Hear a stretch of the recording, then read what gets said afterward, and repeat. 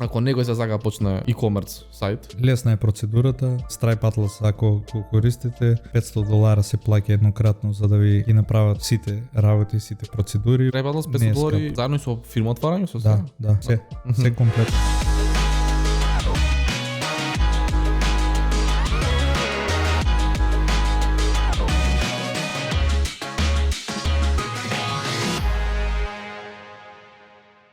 Здраво дечки, денес ќе се дружиме со Иван Ивановски. Иван би го опишал, има едно перфектно зборче во англискиот јазик, се вика quintessential, значи ја би го опишал како quintessential entrepreneur, односно кај нас би било нешто најблиско како најтипичниот предприемач што го знам, односно така во сршта предприемач. Тоа е затоа што он цело време брка нови идеи, пробува да валидира негови идеи и да креира бизнис околу таа идеја и цело време бара product market fit. И како резултат на тоа има тестирано и валидирано еден тон онлайн бизнес идеи баш тука од Македонија и за странски и за локален пазар. Како резултат на сите овие проекти тој има собрано еден тон искуство кој што го сподели на оваа епизода. Се надевам ќе биде корисно и интересно, така да се гледаме. Поздрав.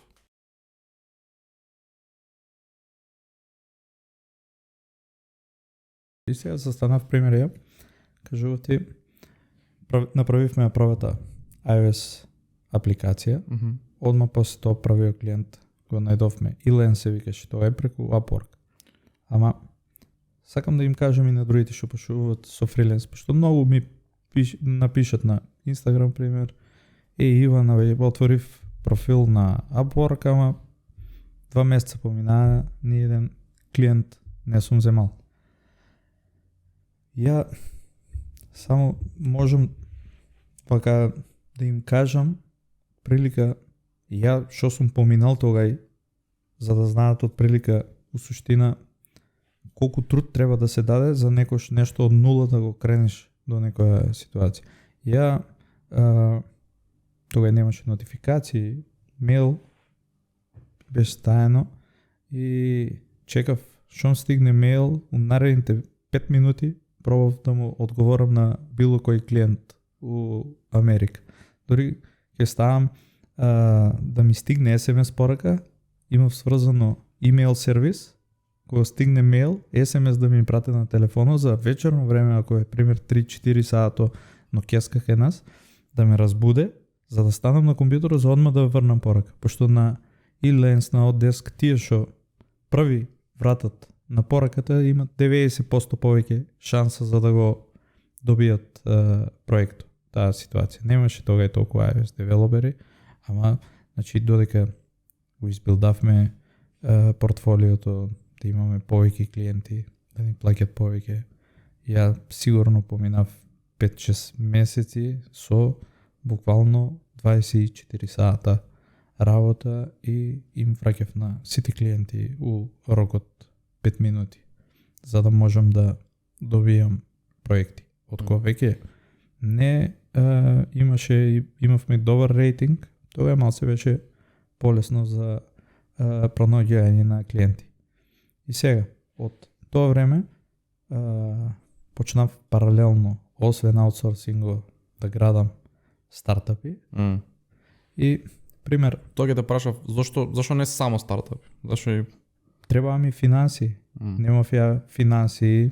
не можеш да резнеш тоа дека пола милиона? Па глед, Барем не тоа тоа време и у Македонија беше ептен, да речам, не познавав никој стартап 2012 да речам. Па немаше. Година што е резнал пари и сам си се финансирав ја, у суштина. Потекнувам ја од скромна фамилија, ништо посебно на кај да сме имале финансии за да можам ја да земам од дома па да пробам некој стартап. Буквално не и целиот аутсорс, профитот што го правевме, ја пробував стартапи да креирам.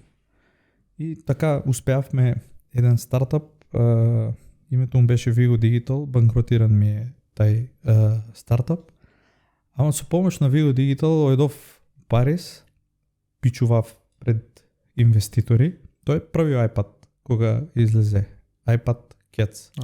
И ние направивме дигитално решение дека ќе можеш да си аплодираш PDF и на него enhance да прави, да ставаш пример видео, галерија, фото, да си го направиш списанието поинтерактивно. И в суштина на Витов презентирав го проекто Парис На кого? пред инвеститори. Публиката беа и Конде Нас. Суштина тоа се Vogue, GQ, Glamour, Vanity Fair, целиот тим, да кажам, на тие списанија. И они не видоа, допадна им се идејата, почнавме ние да работиме со нив. Проекто, освен нив, никој друг не го користеше, пошто беше доста комплициран, а ние сигурно повеќе од година време се фокусиравме, цел тим од 6 програмери плюс 20 дизајнери. Можеш да замислиш колкав трошок не бил тоа за да се направи. Ама мислевме дека тога имаме мултимилионска идеја и проект. Товме, освен Конде Нас, никој друг не го користеше продуктот, пошто им беше доста комплициран, а и на Конде Нас ние дури им ги списанијата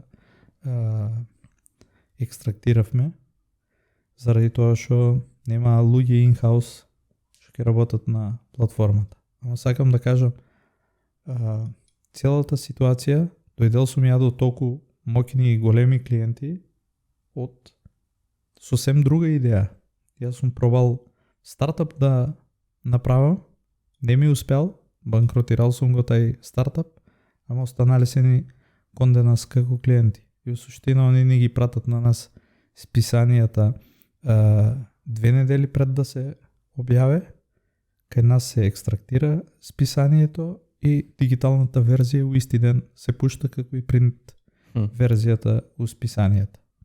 После од Конде Нас исто. Веќе кога имавме такви компании у портфолио, дојдоа преку маркетинг агенција и Nike да им правиме мобилна апликација за USA, имаме правена апликација за Heineken, после од други поголеми брендови. Имам работено на стартап заедно со Леонардо Ди Каприо поддржуваше еден стартап за видеа на iPad.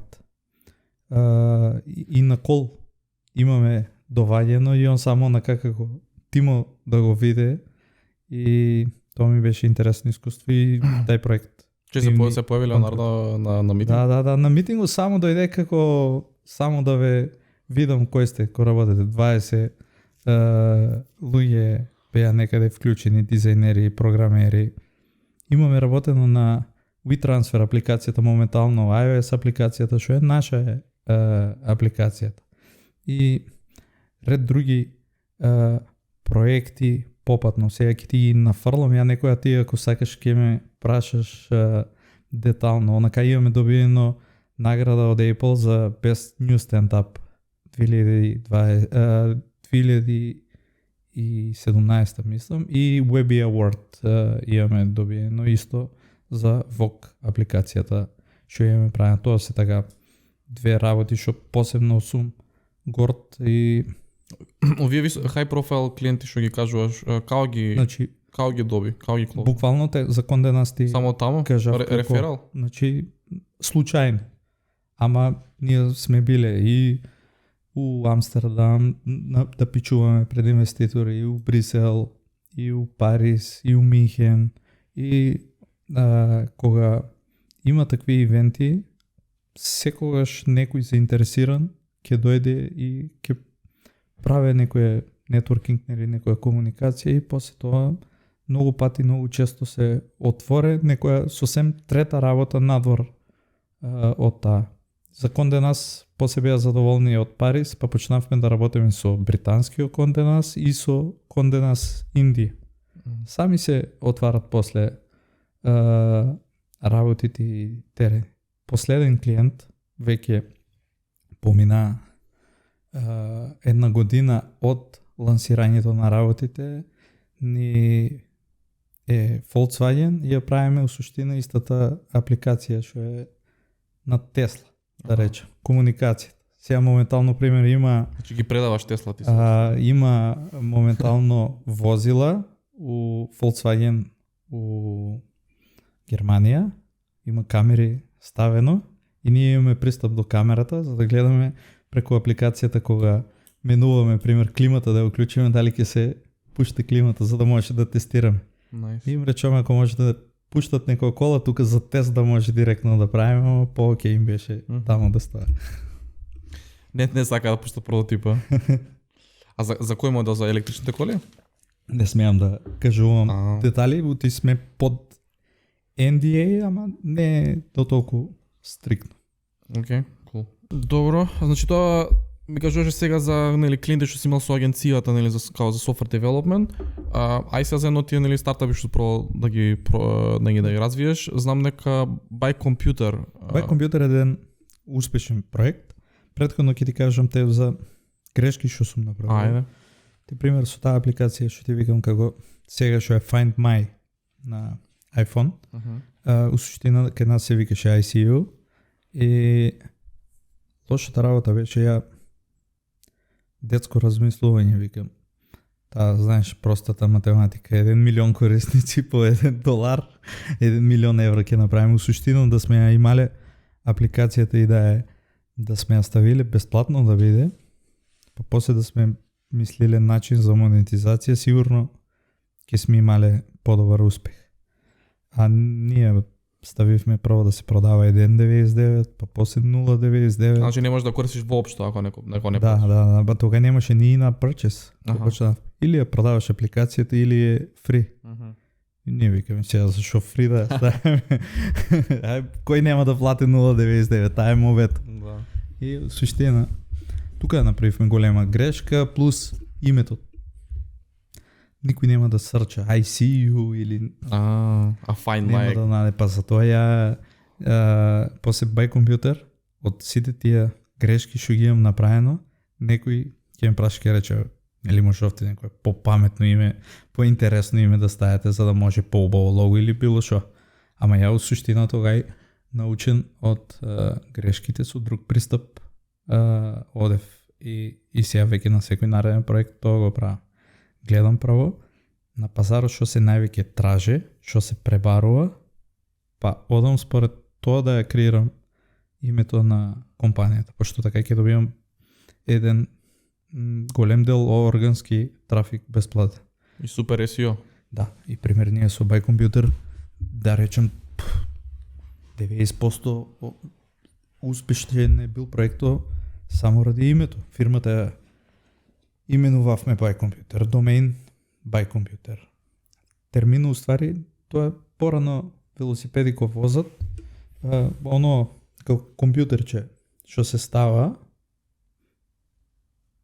уствари тоа се вика By Computer. И обично сите на App Store го тражат тоа.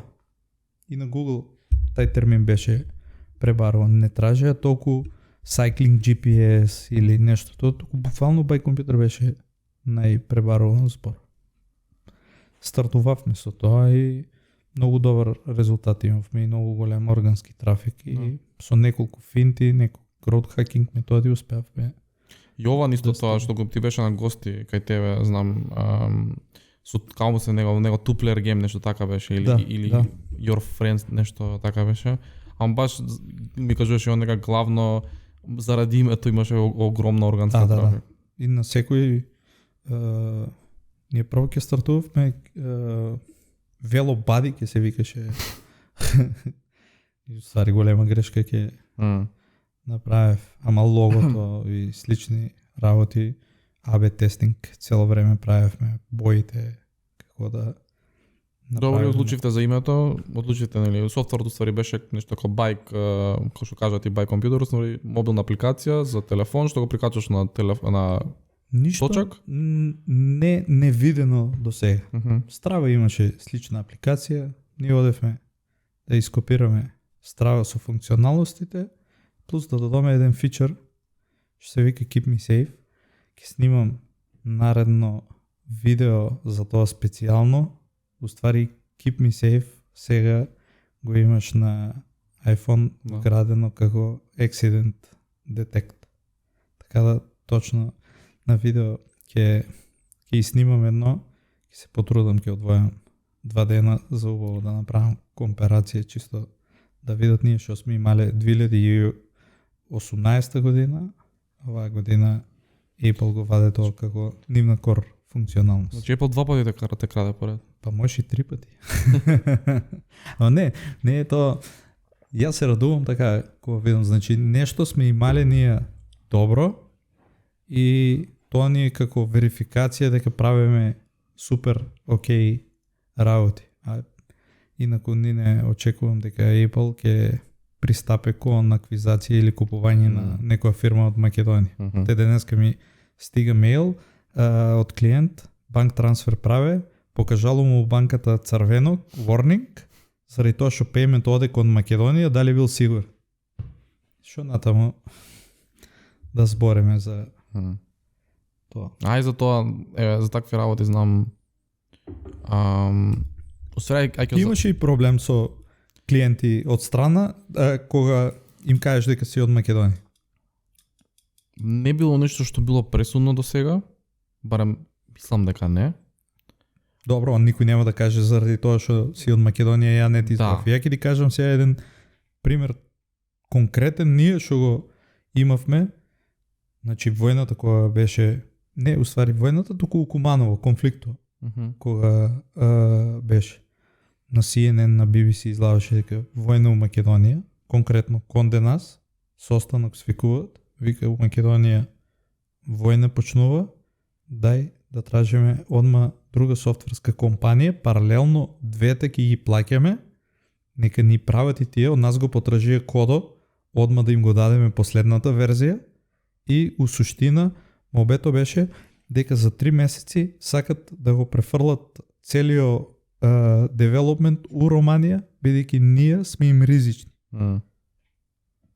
Значи, само такви работи и проблеми сум имал со тоа. Паралелно ги водеа двата проекта по ситуацијата како се смири тука и ние како ги смиривме целата работа, дека тоа е само на некое место, дека нема да се конфликто префрле да биде нели низ цела Македонија. Знаеш, они гледат од вести. Да, бе, да. Никој не знае кај мене укочени дали војна има или нема, они директно тамо покажу. Пука се и нормално и нив ги разбирам. Работата им зависи. Сега вика, овие нешто, ако направат проблем, на нас нема дефинитивно наредното списание на ВОК да ми излезе. Мислам, нормално е, ама сакам да кажам дека тоа е малиот проблем тука што сме. Малиот голем проблем. Или еден од новите. Иначе, за клиент таков немам искуство, добро, ама не сум претрпел, фала Богу, нема претрпам војна може во Македонија. Или конфликт. Ама знам имам проблеми со примање пари. Као од банка на банка, искрено мислам дека скоро никогаш не поминува или имаат проблеми и обично користиме или Wise или Revolut за да не се плаќаат. Пак у банка, мислам у банка не ги примаме парите, ама за они да пуштат не може од нивна банка. Знам од англиска банка, од германска банка имаат проблеми за да пуштат пари. Од амерички исто мислам дека имаше проблем. Ама тоа е едно од работите зашто е Stripe, PayPal, може тоа ти сигурно си поише многу навлезан тоа. Од прилика имам правено анализи и суштина сваќам дека тие големите компании не ќе да упаднат на маркет, дека треба да дават посебни извештаи. Тоест да припремат некои посебни документи што ќе им ги барат. Кога можат со еден документ, пример, у цела Европска Унија или со еден документ у цела Америка, сега за Македонија ни посебно да припремат некој извештај на годишно ниво, да сакат да го праќат и едноставно мала држава сме, мал маркет, повеќе ќе биде замарање отколку ли бенефит за да направат работа. Мислам дека ние треба кај нас законите да се прилагодат сите спрема европските закони, барем ја така гледам, не сум нели експерт у таа област, ама ја како што ја гледам ситуацијата, мислам дека тоа, дека еден ден кога ќе дојдеме со кандидатски статус или во Европска унија, ќе биме, мислам дека тоа ќе мора да функционираат и дека тие компании истиот систем, истите документи што ги поднасат до Европска унија, ќе важат и кај нас и ќе може да функционира. А сега имаме посебни закони. Да. И сега што правиме, бе? Што прават e-commerce страни кај нас, ова бизниси? Па и e-комерци, фриленсери. Ја на оваа тема разговарав и со еден пратеник у парламентот. Викам, добро, нели е бенефит за државата сите пари и фриленсери што ги земат и се. Моментално знаеме нели како функционира работа. Одат фриленсери од Грција или од Бугарија, вадат пари од банкомати, донасат ги парите тука. Тие им се како сиви пари, не фигурират дека се у економијата. Утре ден да дојде некој од нив да сака да купи куќа, ќе му тражат потекло на средствата. Многу проблеми тука се водат. А македонците, мислам, ние сите имаме многу слаба финансиска писменост. Охо. Јас заради тоа го направив и мастер класот за инвестирање, ради тоа што 90% на мене од прашањата што ми ги поставува пример на Инстаграм беа сврзани со купување на акции, финансиски совети, стартап финансиски совети. Го сфанав уствари дека луѓето имат многу ниско ниво на финансиска писменост у Македонија и заради тоа го стартував тоа чисто за да не објаснувам на секој посебно, туку да го ставам у еден пакет и за да можам да го пренесам на друг. Не толку со финансиски бенефит за мене да го ставам, туку едноставно ставив да се плаќа со самото тоа што некој кога плате, повеќе се ангажира веќе да го слуша. Пошто фри содржините многу пати кога ги им дадам на YouTube, гледам дека не толку ценат и не се толку посветат после. Кога сум им кажал како да се отвори акаунт на Stripe пример у Америка, едноставно ако веќе платиш, сигурно ќе идеш после ќе го отвориш, ќе речеш веќе $100 сум платил, ќе давам уште толку за да отворам компанијата. Неко така работи психологијата. И заради тоа некои финансиски термини, работи пробав да ги склопам у еден пакет за да им објаснам некоја основна подлога да имат кога се работи за финансирање, пошто тоа у школа не сме го учили. Верувам дека и ти не си научил нешто од YouTube ако си слушал или гледал. Ја уствари знаењето што го акумулирав, немам ја никаква додирна точка со финанси.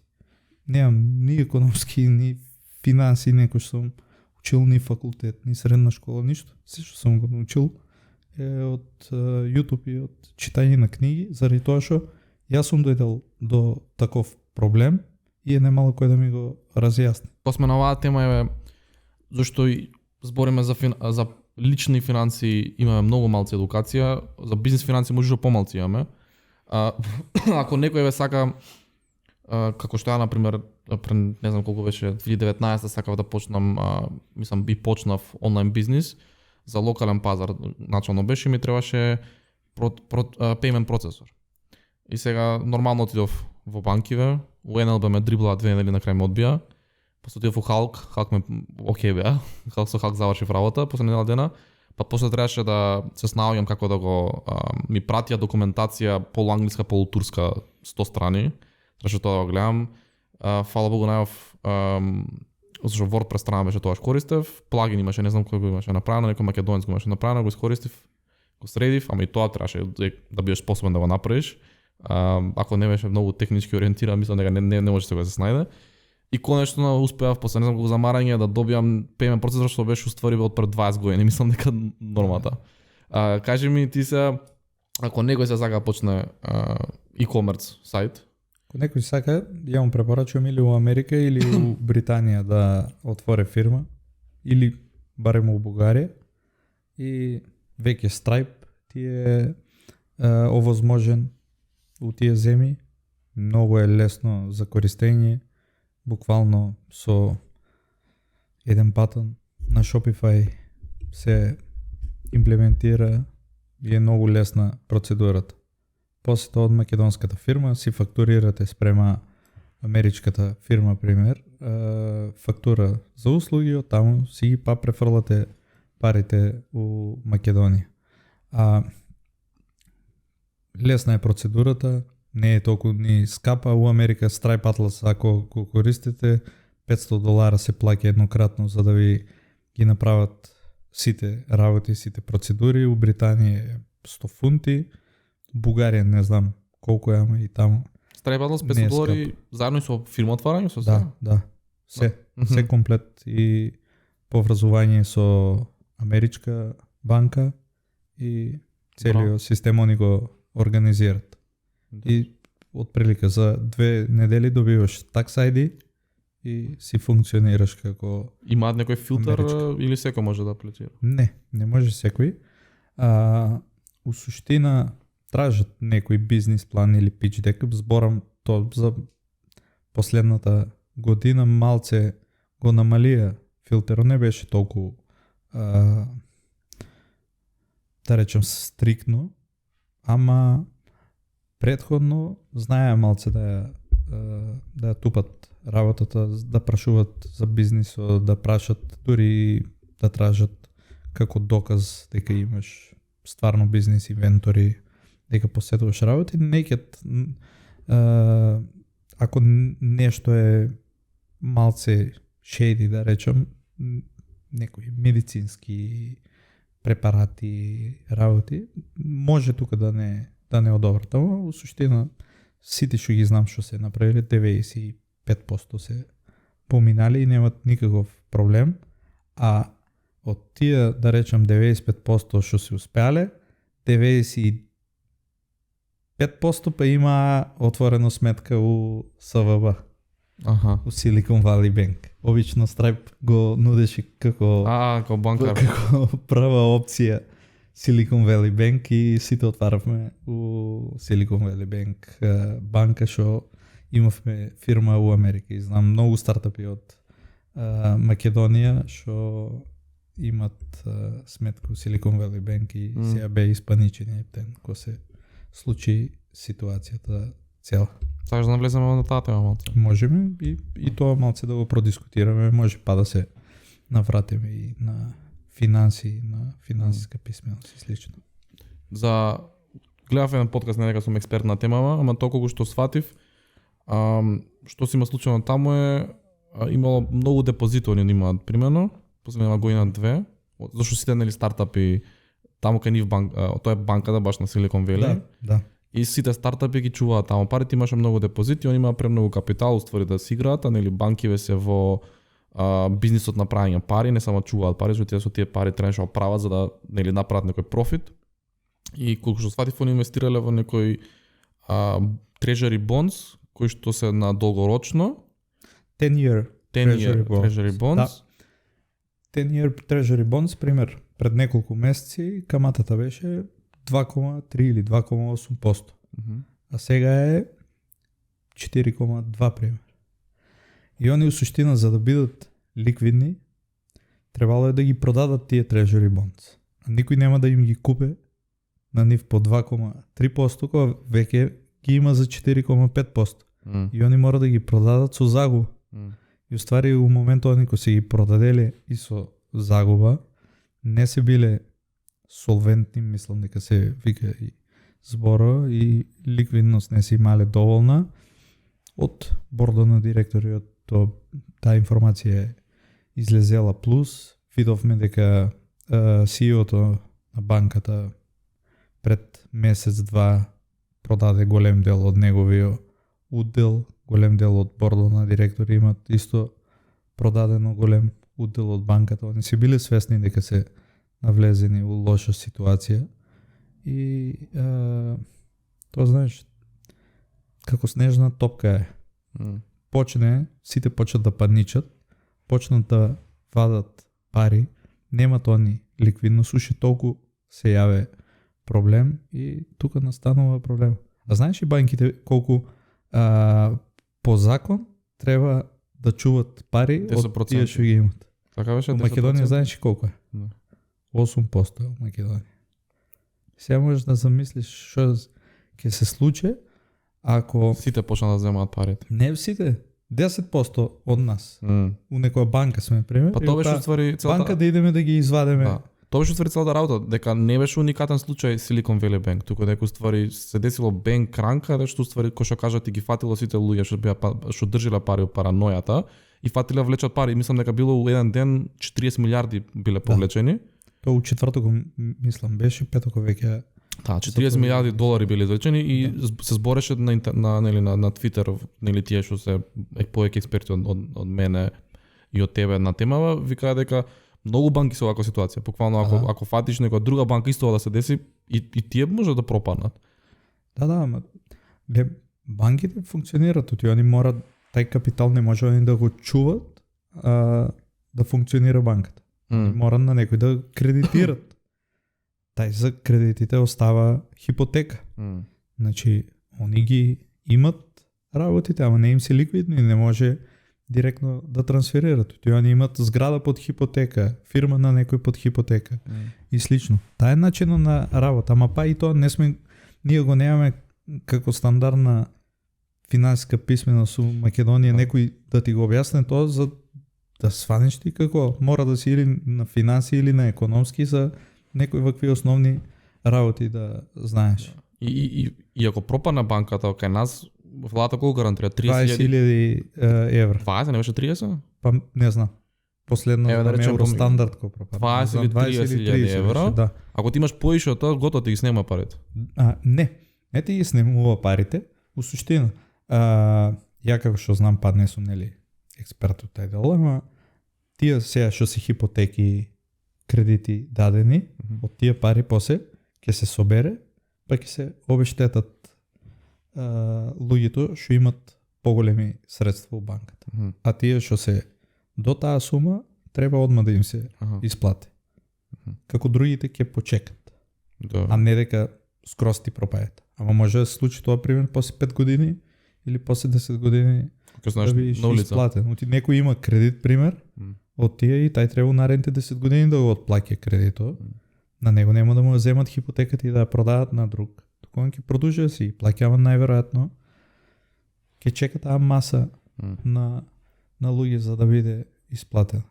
Знам за според во Америка, ако пропане банка, фирма државата гарантира мислам дека $250,000, така? $250,000. Ама и тука е дискусијата, знаеш се, ако тоа исто како инвестираш ти во некоја компанија, ако пропадне компанијата, никој не ти ги враќа парите. Јас сум и за со банките исто да биде. И може ти да инвестираш, а после да чекаш државата да те оправа. И Кога викаш да инвестираш, на кој мислиш? Бидејќи луѓето што стават пари во банка не инвестира, бра не го гледа тоа како така. Ама па зимат камата.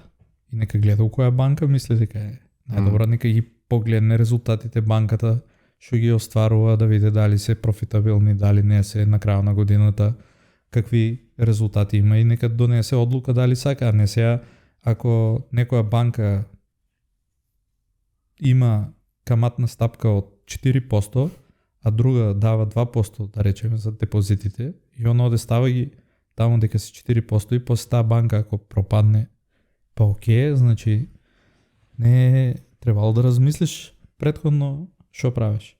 И сега тука за мене тај борд на директори треба он да си ја сноси одговорност, а не американските, како што викат, taxpayers. Луѓето од данок што плаќаат уствари од нивни пари да се решаваат овие работи.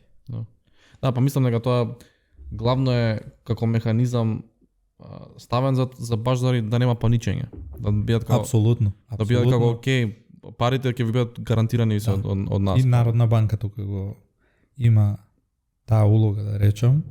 Ти онака ќе има многу голема недоверба во банкарскиот сектор.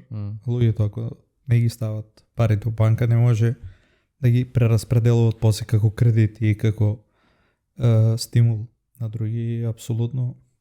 Ама треба да има некој механизам да ги проверува почесто, да гледа каква е ситуацијата, да не им дозволува некои работи да прават или да има поголеми санкции спрема борда. Да.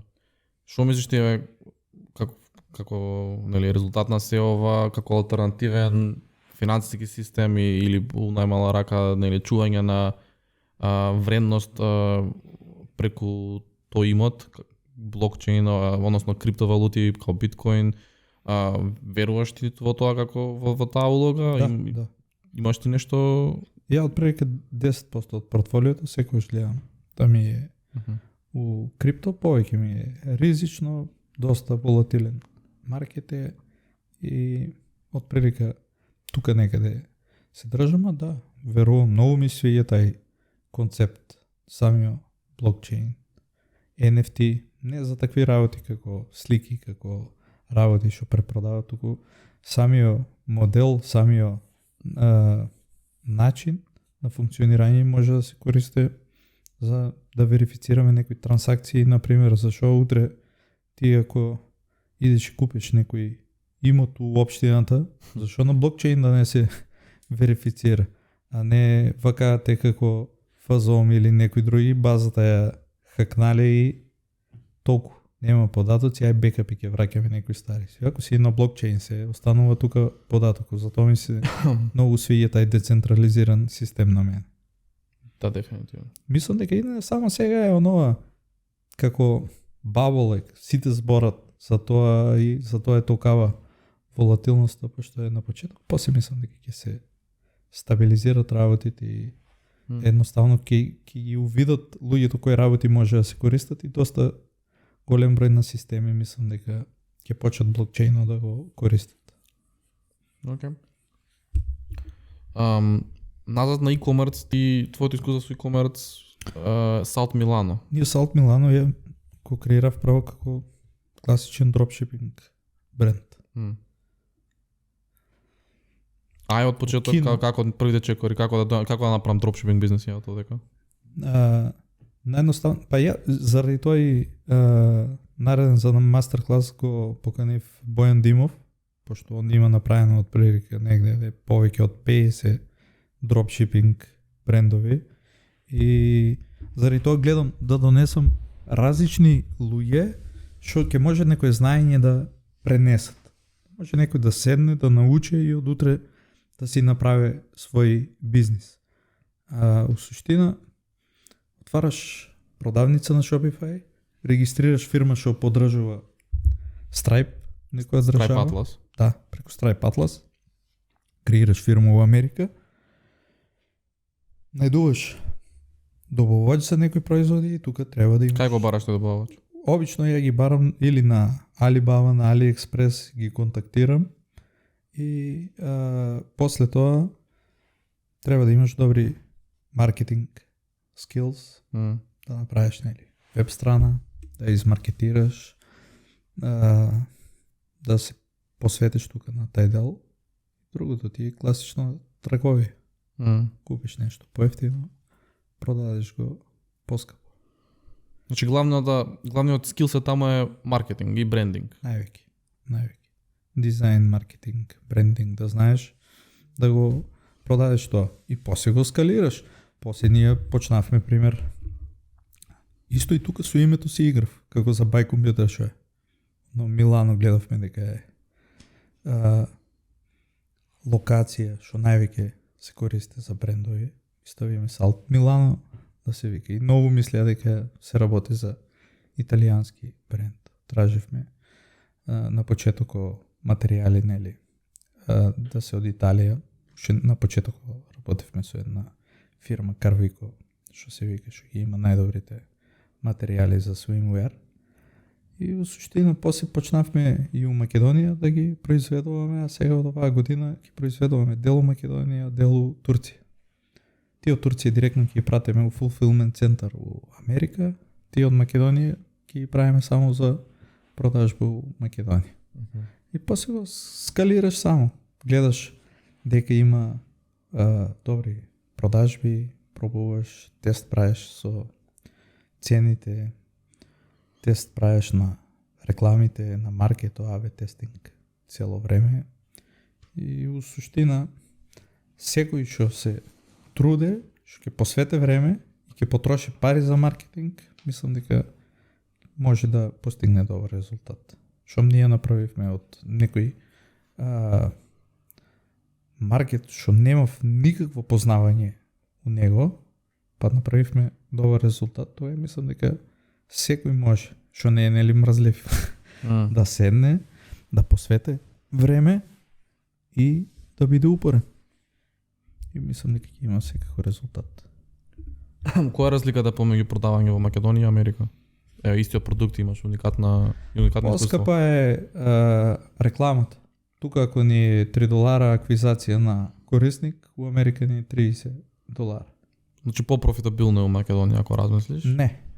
У Америка ги продаваме по $130-140, а тука ги продаваме пример по $40-50. Секаде е профитабилно. Проблематично е пример за у Европа. Не сме у Европска унија, па тука царински декларации, па скапе шипинго, па таму на луѓето им ги носат на царина пратките. Они се навикнани од Амазон да им стигне одма без никаков проблем. Тука се им се јавуваат од царина дека треба, пример, на некој германец од царина да иде да си подигне или да уплате пари на царина дека се му исцаринили данок дека има. И таа експириенс не е добар, ама па тоа заради тоа што не сме у Европска унија. У Америка малце е полабаво. У Америка до $800 не отварат пакет, ништо не проверуват. Значи што да испратиме од тука, ништо не им прават проблем. Дека во Европска унија мислам над $30-50 дека е се што има се оде на царина. Значи воопшто не ни се замарате со EU. Па почнавме, имавме шипинг, ама не пуштаме веќе активно реклами у EU само ради тоа. Што не го добиваат full experience луѓето и на нас ни пишуваат зашо не стигна, што е проблемо, зашо се касне, сега од дека да го земам, па зашо не ми кажавте предходно, и имаше такви проблеми доста. Рекламите ги пласирате на Facebook, social media? Највеќе Instagram, Facebook, TikTok. Тоа се каналите од дека добиваме корисници. И се paid, нема нешто органски или работа со инфлуенсери, нешто така? Работа со инфлуенсери имаме. Направивме доста договори со доста познати инфлуенсери, тоа многу ни го дигна бренд имиџу и sales, ама исто беше тешко да стигнеме, пример, до таа публика. Ти сега замисли на некој познат модел 50 бренда и пишат за да и рекламира. Па и они бират, некјат со секој. Сега имавме среќа, пример, кај нас Дарко е задужен, Дарко Ара, за визуелни идентитет.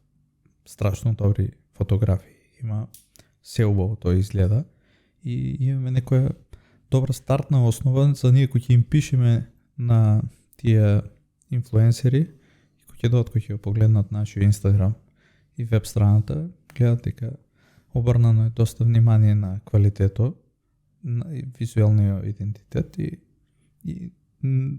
успеавме да дојдеме до многу популарни и познати модели. Со тоа што пак ќе се навратам, не мора да значи секојаш дека тај што има највеќе followers или ако е многу познат модел, дека тај највеќе ќе ти донесе продажби. И имавме многу различни искуства и од некои ни не очекувавме толку, пример, повеќе донесоа продажби.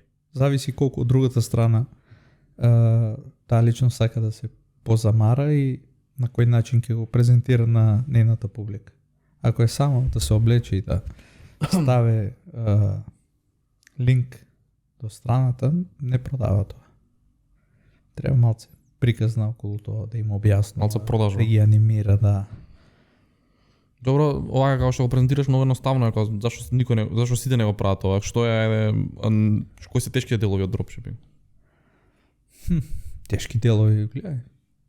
Јас сум навикнат за било кој бизнис. Јас стартувам и после ги гледам работите, како не идам на некоја препрека, гледам да ја решам препреката. А многу од луѓето кај нас седнат и ги размислуваат работите, ги размислуваат и поставуваат прашања, па те на некој ќе рече има проблем со царина и одма ќе се откаже пример или некако не се толку храбри за одма да стартуваат нешто. И затоа ја и у тимо кај мене на луѓето секогаш и терам дури и грешка нека направи, ама да ја почне работата, проектот пример. Ако страната треба денеска да ја пуштиме денеска. И ако гледам дека има проблеми, мора да се стартува. И онака секогаш ќе измислуваме работи, секогаш ќе додаваме работи, секогаш ќе мислиме дека не сме спремни. Со Vigo Digital баш тај проблем го имав. Ја да го стартував проектот после 2 месеца, ќе увидев дека на луѓето им е комплицирано и не може да го користат продуктот. А ние, сакајќи да го направиме перфектен се, потрошивме повеќе од 1 година. Мислам дека треба сите да почнат побрзо и после како им се појавуваат проблеми да ги решават on the fly. За нели маркетинг, што целиот концепт на дропшипинг се базира на тоа колку добар маркетер си, односно колку добар си со social media маркетинг или Facebook ads. Да. Што мислиш колку треба да има некој тргнатна страна е алоцирано, ако воопшто има правило буџет, со кој што сакам да се експериментирам да видам за да можам да постигнам нешто. И ние ја правата година порачав купачи за $700-800 со толку тргнав и со $200-300 реклами. После кога видов дека ги продадовме, пример сите работи, тогаш направив нова нарачка со нови купачи. Така да. Така ги нарачав дека ти стигна? Да. И после од тука ги продавав само у Македонија. Само така си го тестирав целиот. Само канал. Facebook ads, немаше нешто веб страна. Facebook и Instagram. Имав веб страна на Shopify ја правив. На Shopify, правата страна. Продаваш. Многу брзо, што за 5 дена си спремен со сите работи. А ден на Бојан Димов што има повеќе искуство, пример, има еден тон сега алатки, дека можеш да видиш која е работа, колку е пребарувана, колку се тражи, колку се купува на одредено и можеш сам да видиш што е трендовски, па да нарачаш нешто и да, или само да направиш веб страната, па класичен дропшипинг како од времето што се правиш. Ако ти купи некој на тебе на страната, ти да го купиш од AliExpress па да му го испратиш директно. Ја го правев тоа на Buy Computer и многу се зафркнав со тај начин. Ја на Buy Computer имав шоп ставен за држачи за да можеш телефонот да си го ставиш на велосипед. Држаш, да. Да. И powerbanks. Пошто тие два проблема беа. И што се случуваше? Они нарачат кај нас, платат го кај нас у мобилната апликација, а ја од AliExpress го нарачам и директно од AliExpress им се праќа кај нив. Ама немав контрола тука на квалитето на работите, на некои не се испраќа продуктите, некој ќе добие пример скрашен продукт или со некаков проблем и почнаа да пишуваат лоши ревјуа на апликацијата. И тоа индиректно ми се одрази на самата апликација. И тука одлучивме да го скинеме шопот, бидејќи онака никако не можевме да ги нарачаме работите у Македонија, па од Македонија да ги праќавме. Немавме никаква финансиска основа за тоа да го правиме, пошто тука ќе платевме, нели, царина и шипинг од Македонија, тогаш беше уште поскап, пример преку DHL да се пратиш беше по 50 евра, нешто слично, а држачот кошта 30 евра сами. И мораше така да го правиме, ама заради овие проблеми тоа прекинав. Значи како гарантираш тоа квалитет за оваков бизнес модел како дропшипинг?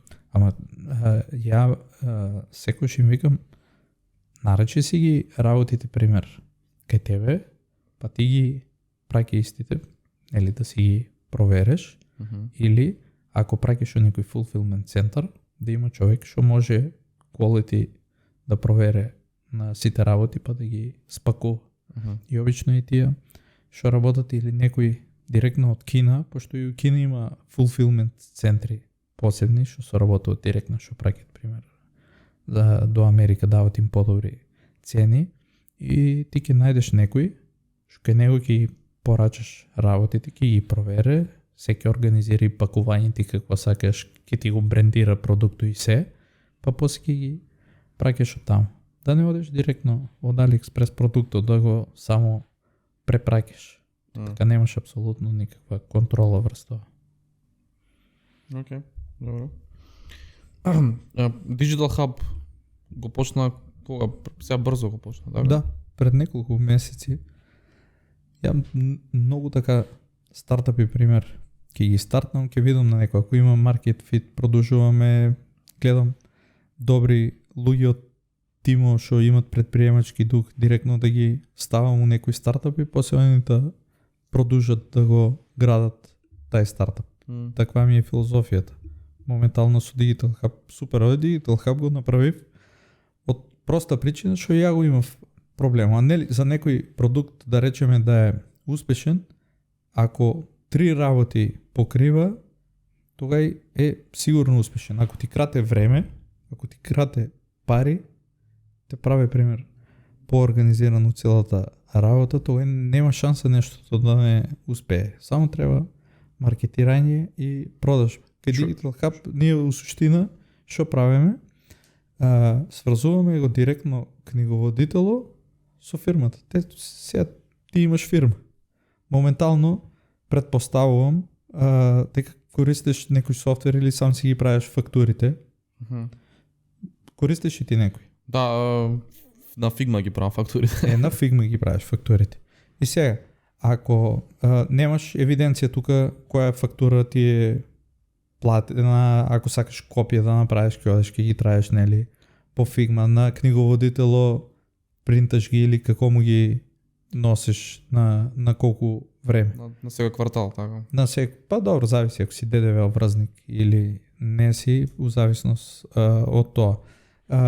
Сметките што ти се трошок или што ги праќаш работите, предпоставам, собираш ги пример, па ги носиш фискалните или не ги ни собирам, не ги книговодител, или дое ред за завршна, па речеш ајде ништо нека иде. Папни ми просто неоправдан трошок. Така. И од тај проблем што направивме ние систем дека книговодителот го поврзуваме со клиентот.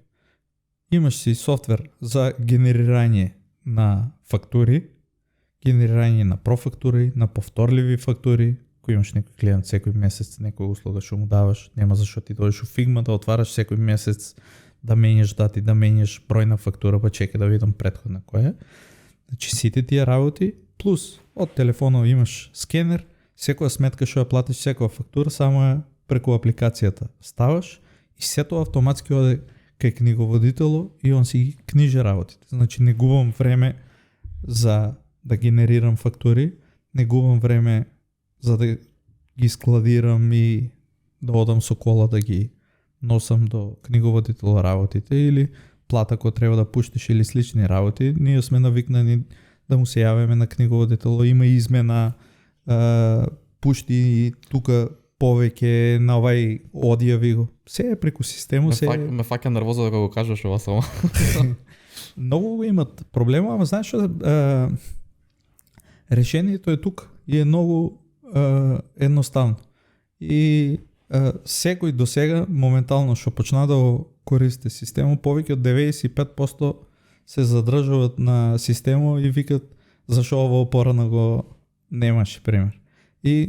А не е некоја работа ние да сме измислиле. Zoho, EasyBooks, има го ни свето, само го нема прилагодено спрема македонски пазар. И уствари ние не сме направиле некој револуционерен продукт или нешто да се фалам ја дека сме измислиле топла вода. У суштина ние само сме го адресирале проблемо што е моментално у Македонија, посебно што го имат IT фирмите, што IT фирмите се тие ние што ги таргетираме. Услужни компании, услужни дејности и да може од компјутер да си ги воде сите работи.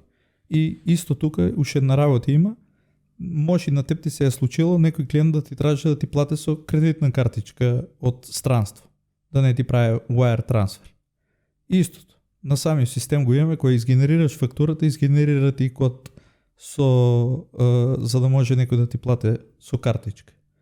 Адресирани се тие проблеми што ги има моментално у маркетинг агенции, у фриленсери, у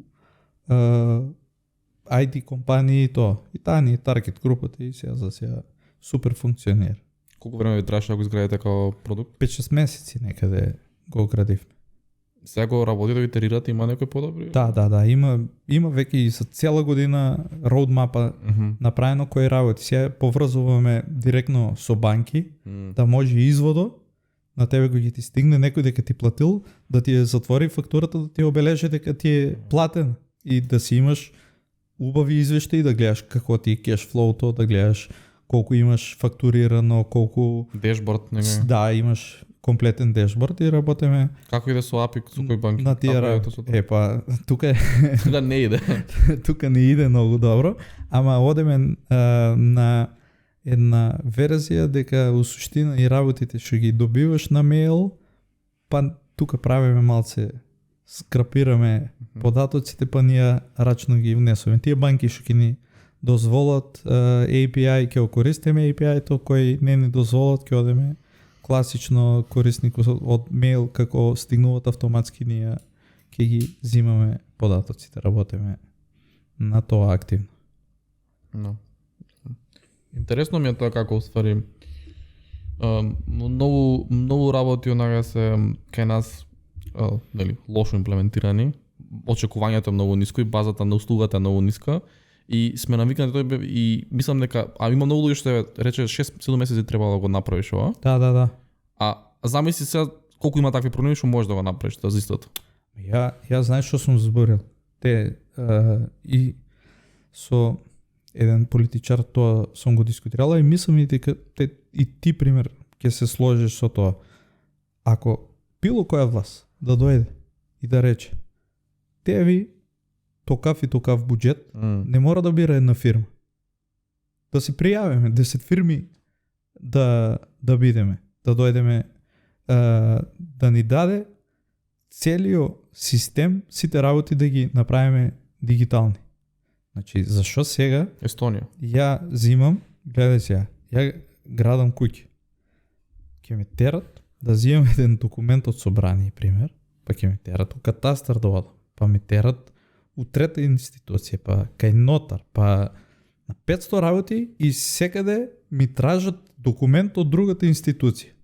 Ако се поврзани, тоа знаеме ние тие податоци, какви си информацијата за некоја парцела, која има и каква е, ако е дигитално си стои у една база, секој може од тие да пристапи и да ја погледне работа. Зашо мора ние да губиме цел ден за да стигнеме до тие информации? Јас сум сигурен дека за пола година да дојдат паметни луѓе, 10 фирми со по 5-10 вработени, дека сите работи дигитално може да ги направиме во државата, баш буквално како Естонија ше. Да, тотално мислам не out of touch се тие луѓе што за жал. Ама ние мора да се избореме. Секош ги избореме работите, секош остануваат работите на некое ниво, ама ние сме си криви за тоа што не се избореме и што ставаме некои без визија и без едноставно место да ги согледат работите, да видат проблемот дека е и има решение за тај проблем да го најдат, не ги интересира нешто сосем трето, пето си прават. Една личност ни фале само да дојде на позиција за овие работи да може да ги избутка. Што ќе сака стварно да ги направи. Па дури да има консеквенции за самото тоа. Ќе рипнат сигурно на почеток, ќе рече зашо да правите вие, како ќе ги изберете тие 10 фирми. Ама после сите кои ќе видат дека има бенефит целото општество и дека за некоја работа ако претходно си изгубил цел ден по институции, доаѓаш, а сега за една минута можеш онлайн да го симнеш тај документ. Да. Нема многу некои работи се такви бирократски, а може да се дигитализират и да се многу поедностават. И во приватниот сектор исто проблем постои. И тука, нели, посебно ако отидеш овие акселератори или така натака, ако ти им кажеш дека сакаш да решение за локален пазар, ќе ти каже течко, као пакувај се, ние глобални решенија, ние билиони бркаме. И што е окей. Ама исто така мислам дека има и простор во локалниот пазар да направиш решение у 6-7 месеци и да направиш профитабилен бизнис. Сега тој бизнис нема биде юникорн, така. Ама ќе направиш профитабилен бизнис. Како не? Па тоа сакам и ја да го кажам, не мора сите да гонете проекти од милиарда евра. Има и у Македонија пари. Ја имам работено на повеќе од 10 сајтови. Сега, да не ги именувам пример, ама бренд, да речеме, што продава у Македонија гардероба, праве многу голем обрат. Значи има пари тука, купуваат луѓето. Што значи многу, кажи бројка е некоја? Бројка која е? Сега, значи, пример, прави се од 20 до 40.000 евра, а ти си еден бутик. Месечно? Месечно. Значи има пари, луѓето купуваат. Бизнису има бутик и продава у Македонија толку. Има такви некои работи што обично ќе речу Македонија, секојаш мислиме дека Македонија нели нема пари, дека мале пазаро, мале маркето. Океј, за некои работи стварно е мало, ама за некои работи има доволно простор за идеја. Има. Баш ти пласира уште една услуга, производ сега брзо, мастер-клас, баш за македонски пазар. Мастер-класот како стигна? На мен сите идеи и стартапи суштина дојдат од некаков нели проблем у моментот што сум го видел. Суштина, на мене ми поставува многу прашања од финансиски аспект. Ја го направив мастер-класот само за мен. Едноставно, сега ќе ти кажам и за колку време го направив. Досадно ми беше за после Нова година направи, не имаше што да правам, направив едно мало истражување и ставив една анкета дали ги интересира да се приклучат на мастер-клас за инвестирање. Веќе на втори се договоривме со двајца девелопери од тимот и еден дизајнер да идеме у канцеларија и у еден спринт го направивме за, да речем, 15 сата. 15 сата направивме и ја го пуштам мастер-класо како да си снимани епизодите. Пишувам дека кои работи нели ќе се стават и идејата им беше ќе го ставам. Ако има доволен број на луѓе, окей, ќе земам, ќе го снимам, ќе го правам. Ако нема, рефаунд ќе им направам на сите и ќе кажам дека заради некаков проблем. Пуштам ја страната, одличен одзив имам, одам после 2 дена в студиото, снимам го интрото, ставам го интрото на страната, па после ги доснимав сите видеа и ставив тогај дека ќе почне од 1 февруари мастер-клас. И у суштина многу луѓе прашуваа, а ќе има ли и други работи на мастер-клас? И пример тоа ми го пиша, некаде околу 30-40 луѓе.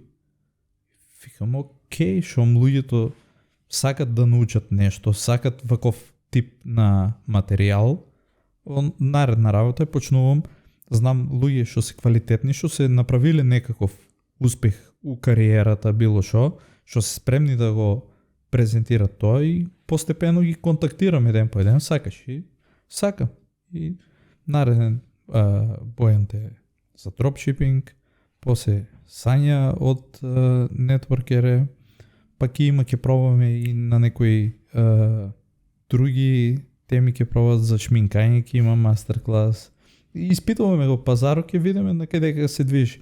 У суштина, можда 5% од времето ја на тоа го користам сега од другите активности, ама секојаш е битно да имаш паметни и добри луѓе у тимо и они у суштина сами го влечат целиот проект на напред.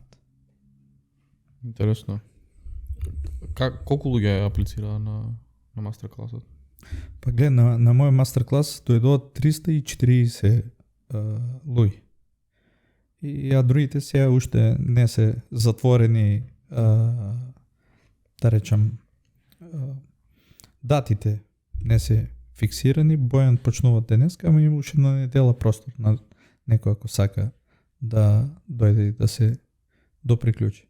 После планирам да го направим и може да ќе стигнеме на некоја платформа дека ќе има доста видеа, па ќе може некој на subscription base да дое, па од различни теми да гледа, баш како што е на masterclass.com. И таму за процесирање на пари исто користиш Stripe. Да, Stripe секаде ја користам за процесирање на пари, пошто ми е најлесен за имплементација, најбрз. Нема шанса онака у еден ден да со Македонска банка те сами кажа колку недели си потрошил само за договарање, за документи, носење и се. Тука на Stripe отварам го. Значи у еден ден го направивме masterclass.mk страната. Буквален спринт.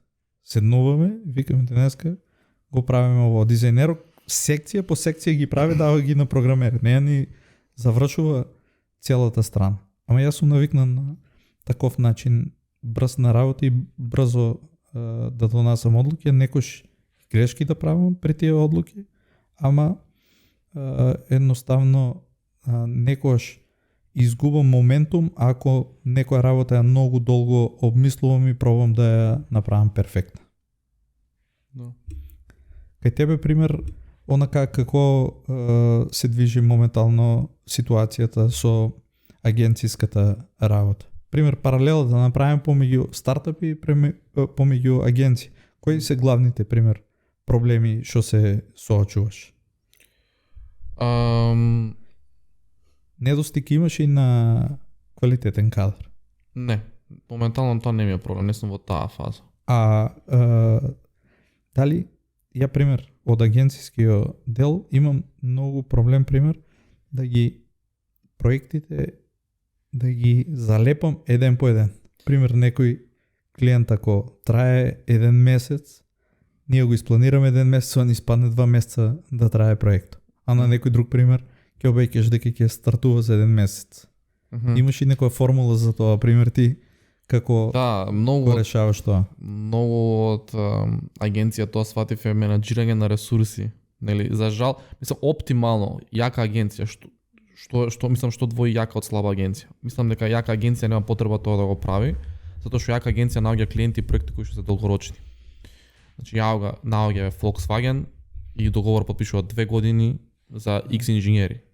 Ама за да стигнеш до таму мора па онај пат да го поминеш. Се слагам, така. И ние сме уште не сме таму. Значи ние веќе влагаме у 3-та година, значи млади сме 2 години по бизнис. Не сме имале до сега ни еден таков голем стабилен клиент. Значи баш тоа кој што викаш ти жонглираме цело време ресурси. Ќе се случи, ќе изградиме, ќе се убиеме 3 месеци, ќе направиме најготен MVP што некој го направил. И нема product market fit клиентот и нема пари. Да. И за жал идеме на нарен проект и треба да се префали инженер. И тоа не е добро и за инженерите, искрено ја се размислам цело време што ги ставам самите инженери. Зашто ти ќе навлезеш во некој проект, може знаеш ќе ставиш, знаеш, ќе 3 месеци инвестираш и утре ај се од нула пак нула од знаеш. Да бе на некој друга работа. Да, скроз. И тоа не е оптимално. И ние направивме, ја го имам кажано на подкастов и со други луѓе што имам зборено, јас грешка направив што не го третирав бизнисов како агенција. Според мене агенција се е cash flow. Се е cash flow и менаџирање на ресурси. Ние го третиравме како имавме погрешен KPI, Key Performance Indicator. Ние се меривме според колку многу луѓе ќе вработиме и ние година и половина 17 луѓе, а немавме, пак ќе кажам, го немавме тој стабилен голем проект и клиент. И што се случи, 2 клиенти ги изгубивме преку ноќ. Да, па од тука од профито плата ќе даваш на другите за да стојат и цело време жонглираш и со средствата. Сега проблемот беше што ние уствари не имавме нешто многу заштедено или направено профит, затоа што секој профит ние го реинвестиравме, што ќе кажам пак, ајде да растеме цело време. Знаеш, дури вработувавме пред да имаме потреба за луѓе. Па земавме нели големи канцелари, па она конференциска маса 500 евра, столчиња канцелариски 300 евра, едно ваму таму. Да, и имаше таа беше клучен момент кога изгубивме тие 2 клиенти, кога отворив у банка, имаше 2 месеци живот фирмава, немавме работа за пола од луѓе што беа во фирмава. Тогаш имам кажано, нели ги собравме нели повеќето од тимот, им дававме отказ, откажавме канцеларија и отидовме full in и бевме као окей, ова не е стартап, дошто ако нели го викав, ја имав верзија првата агенција, сме знаеш, агенција, сега пак агенција има милион агенции, што ќе да смениш свет не е стартап, и бевме као стартап што работи со други стартапи и бла бла. И тоа беше исто проблем што немавме чист revenue модел. Не беше чист revenue модел, туку бевме погрешни според мене. Кога сакавме да земеме equity од стартапите плюс кеш. И тука исто проблем. Па таа многу преговарање ќе биде. Да, и премногу очекувања, па влагаш у кревет со некој што не го знаеш, како сега ќе земеш equity. И сега почиш до сега сме нудиме услуга, добри сме тоа што го правиме, ние пак имаме инсентив, нели да успееш, ти зашто сакам успешно портфолио, ја не сакам 3 години да постои фирмава и сите проекти ми бидат мртви. Јас сакам 3 години да постои фирмата и да имам јаки клиенти позади мене. И ама да биде јасно, значи ние ти плаќаш услуга, ние ја нудиме таа услуга. Да. И тука има проблем кога се работи со стартапи и како се работи.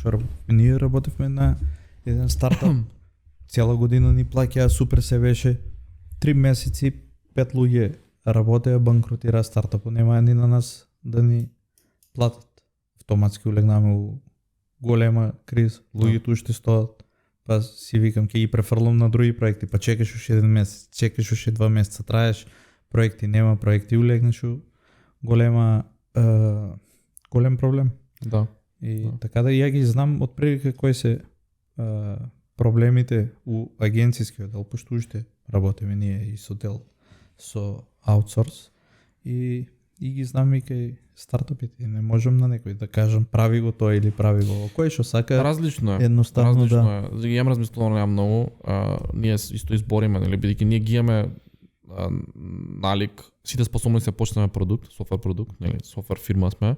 Дури имаме неколку пати брейнстормано да зборено, ама не сме го нели тргнале по тој пат се уште затоа што последно од кога се деси ова рековме ајде да направиме агенција што е здрава и јака, прво почнеме да правиме спин-оф продукт. Ние увек сакаме да правиме спин-оф продукти, ама уште не е време до сега, затоа што пак е дистракција според мене, мислам дека. Да. Голема дистракција и ја премерте така на. Да, ама различни бизниси, например, стартап е нешто што не си профитабилен ти и прифатливо е тоа со години. Да. А агенција прв месец си профитабилен. Да. Одмас. Имаш тоа што збориме cash flow. Апсолутно. И оптималниот за мене сетап од тој аспект кога почнеш како агенција е да направиш агенција која што ти кажа да ти финансира после ти да можеш да експериментираш со други стартапи. Тоа е оптимално, за не мора ти да зависиш од ангел инвеститори, од било кого, од friends, family, туку не, профитот што го имам, сега ќе го пробам со ова, зашто верувам во ова. Да. Слагаме со тоа. Што мислиш дека фали кај нас во стартап екосистемов? Највише, ако е бројен, ако можеш да извлечеш како проблем. Да не ослободат малце, да ни дадете така пристап да може Stripe да се отворе, да сме у некоја безцаринска зона со Европа. Уствари Европска унија ни нас фали за да мрднат работите повеќе. Барем ја така мислам. Да. Онака знаење има туку Македонија, ама те такви работи, некои бирократски работи, нешто што многу споро се движе кај нас, тоа е кочницата најголема. Не се ни толку парите. Има пари, најдуват се пари. Има и инвеститори. Ке најдеш и од странство инвеститор да инвестира. Ама треба малце ние да мрднеме малце. Да. Да се слагам скроз и мене ми е интересна паралелата помеѓу Македонија како држава и Естонија. Ако седнеш да изгуглаш, ќе видиш дека иста година сме независност имаме добиено. 91-а, така. Ема и мало е 5 души попаметни што се размислувале таму долгорочно на вистинската позиција се биле. Да. И разликата е што ние одвили прво нели влагаме во војна, а они одвили и нели нас ни паѓаат GDPR-от. GDP-то извини. GDPR-от со приватност. Од 2004 они влагаат у ЕУ. И од 2004 до сега они имаат 10 unicorns. Да. Естонија држава што помалку жители од нас, помал пазар локален. Као фирми као Stripe, Wise, Bolt. Значи мултибилионски фирми од држава долго исто колку нас постои као држава независна, помалку жители, ама се колку 3 пати ми е поголем GDP. може и поише. Им со Не многу сум. поголема стапка на раст. Проверила, ама И они добиваат на годишно ниво 750 милиони, тоа гледав баш пред некој време, ми се свежи ми се информације, 750 милиони евра инвестиции виси на годишно ниво стартапи, ние компаративно добиваме 14 милиони, што Да. така. 7,5 сато. Ке не гледат ли толку да не им скиснеме 2 сата?